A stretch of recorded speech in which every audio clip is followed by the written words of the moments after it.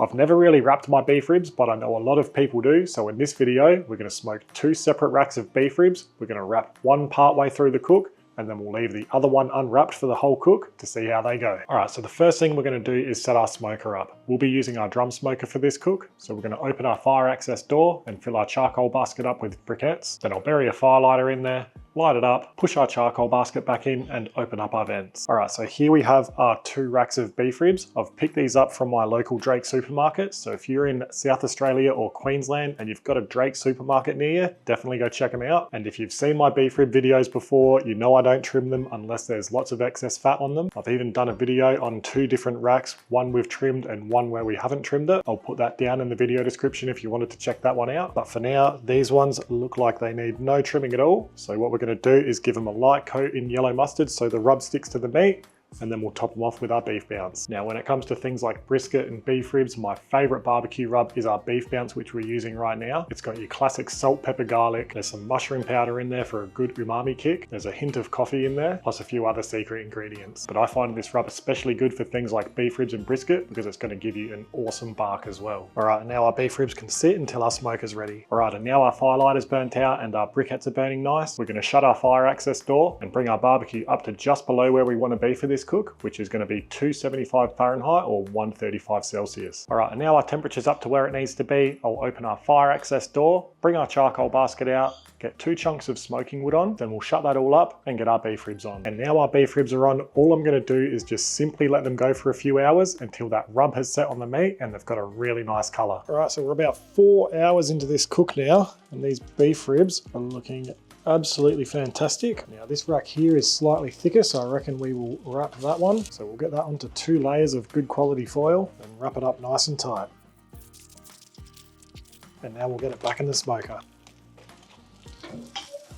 And now all I'm going to do is let those beef ribs go until they are probing tender around the 96 degrees Celsius or 205 Fahrenheit internal mark. I reckon it's going to take another 2 hours or so to get there. The rib that's wrapped might be a little bit quicker. So for now, I'll let them go and we'll check in on them soon. All right, so we've been wrapped up for about an hour and a half.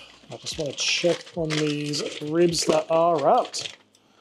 They are looking nice and tender. They are feeling extremely tender as well. And these are at about 98 to 100 Celsius internal, or around 210 Fahrenheit. So we can get these ones out. And then we'll have a probe of these ones. And these are feeling really nice as well. These are around 96 to 97 degrees Celsius. So what I'll do is get these ones out and in the foil as well. And then as we come back to our barbecue, we'll shut our lid, close both of our vents, and then any leftover briquettes we can use in the next cook. All right, so both these racks of beef ribs look and smell absolutely incredible. So what I'm going to do now is just let them sit there to steam off and stop that cooking process for a few minutes. After that, I'll cover them back over with foil and we'll let them rest for a good hour before we come back to slice them up. All right, my favorite part of the video has arrived, where we get to slice into these beef ribs.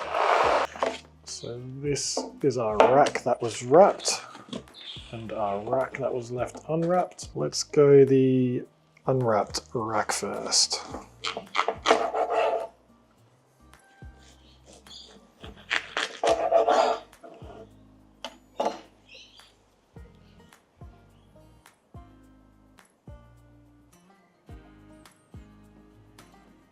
Looks absolutely fantastic.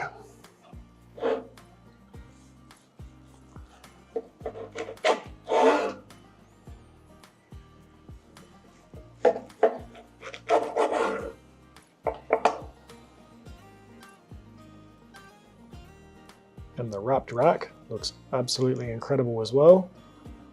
The bark is a little bit softer. Let's take a slice of each. All right, so let's taste the wrapped rack first. And now for the unwrapped. Both are really, really good.